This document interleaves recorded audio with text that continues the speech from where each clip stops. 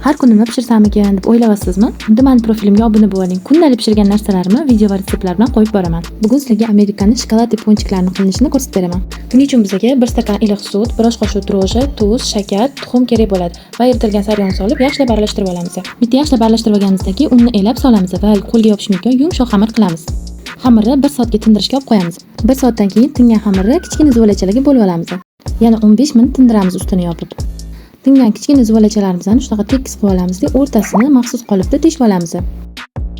Qizib turgan yog'ga ponchiklarimizni pergament qog'oz bilan solamiz. Videoda ko'rsatilgandek, keyin ikki tarafini qizartirib pishirib olamiz. Ranglari shunaqa chiroyli chiqadi.